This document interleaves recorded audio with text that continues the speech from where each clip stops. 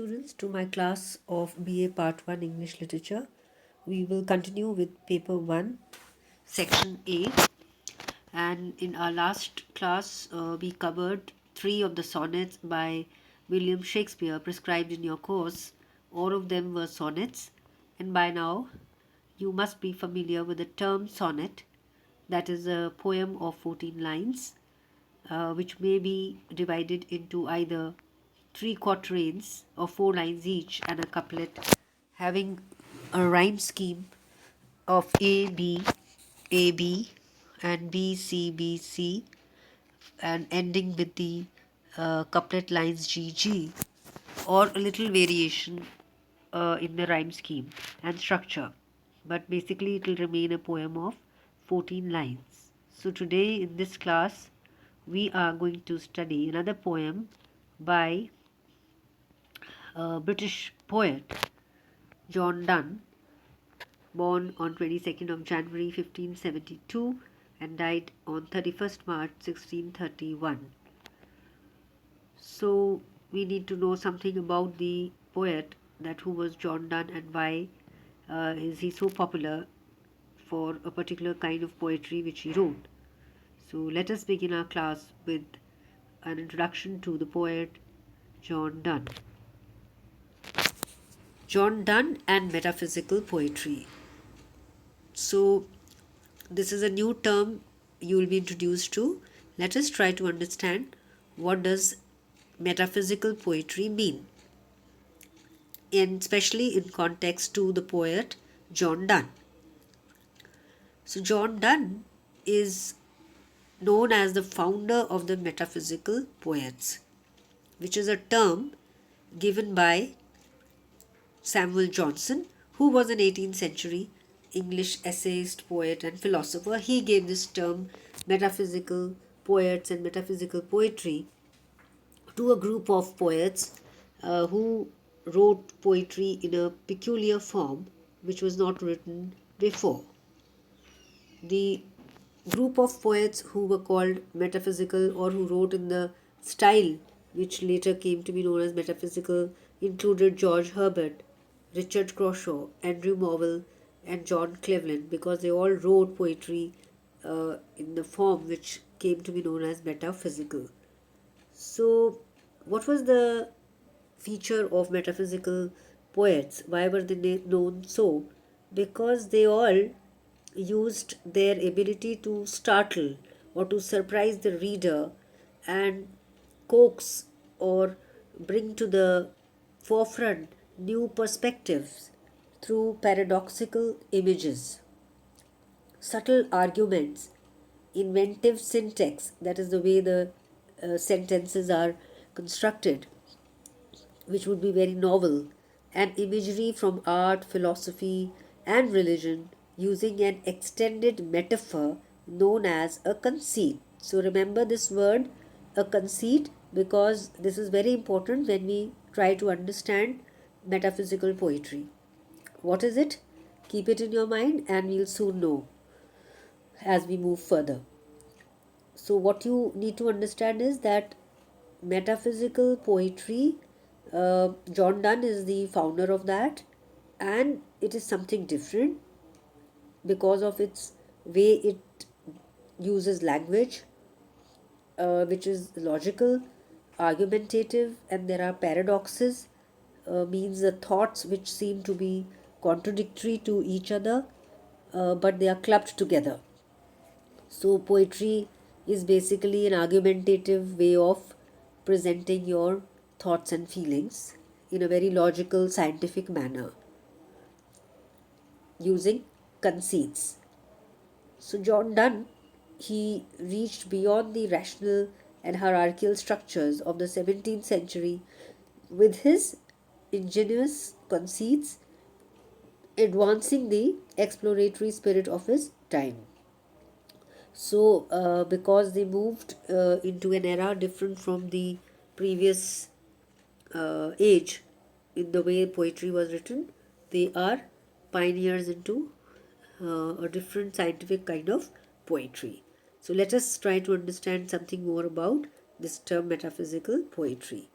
First of all, you need to understand the meaning and the origin of the word metaphysical.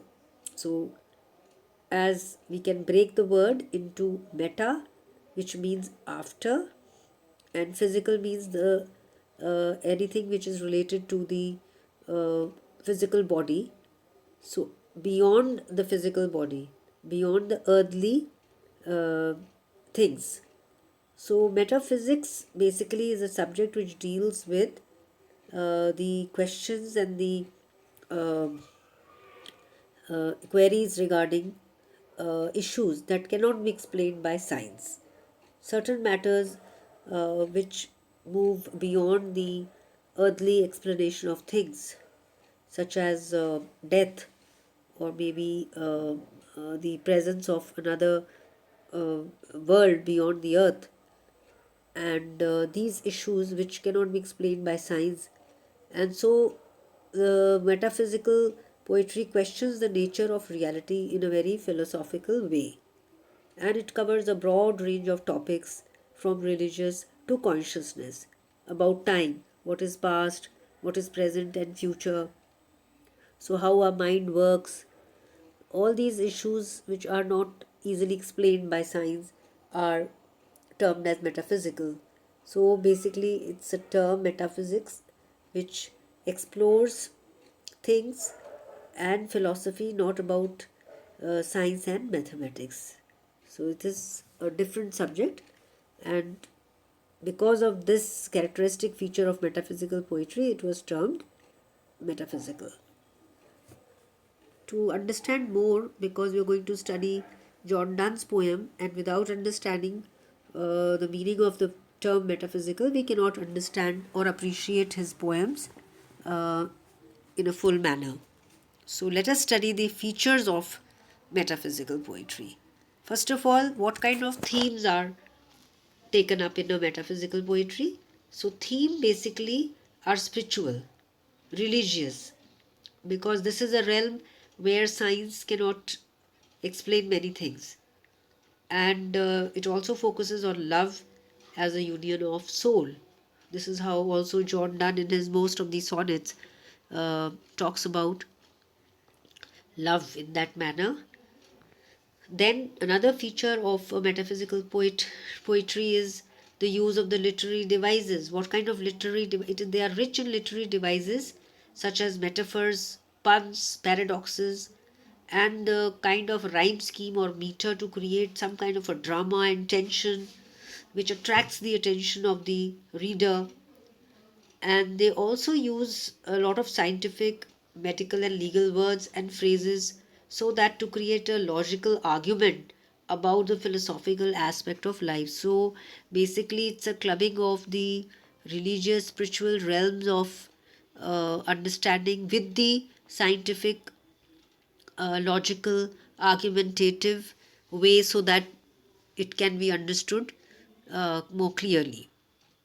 Then poets, who were these poets who were writing metaphysical poetry? Basically, they were of high intellect because they were the ones who used logical, argumentative ideas in their poetry. So they were some people who were poets who were very intellect, filled with intellect. They were all graduated from Oxford University, Cambridge, or they studied at one of the Inns of Court in the city of London. So they all belong to this group of academia. With the help of their vast knowledge, they presented new ideas and stories to their readers, which startled them and put them into great deep thought. Another feature of this metaphysical poetry is unclarity, because what the poet is trying to say is seems very ambiguous, obscure, difficult to understand because of the highly intellectual uh, and logical conceits used by them. The poetry is greatly challenging to understand at the first reading, and it needs full concentration and attention to getting to the root of the matter. And last but not the least, the use of metaphysical conceits. So here we come to the word conceit, which I asked you to keep in your mind in the previous slide. So what does it mean? a significant feature of the metaphysical poetry is the use of this term metaphysical conceit. So, conceit is nothing but a unique way of comparing of two dissimilar things which may have very little in common.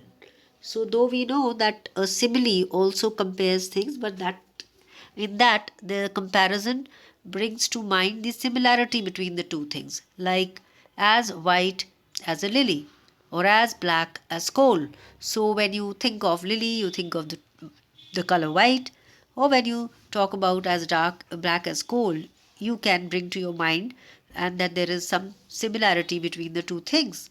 So, but when we come to conceits, they try to bring together two things which are very dissimilar. For example, in one of the sonnets of Donne, he compares the two lovers as the two arms of the compass.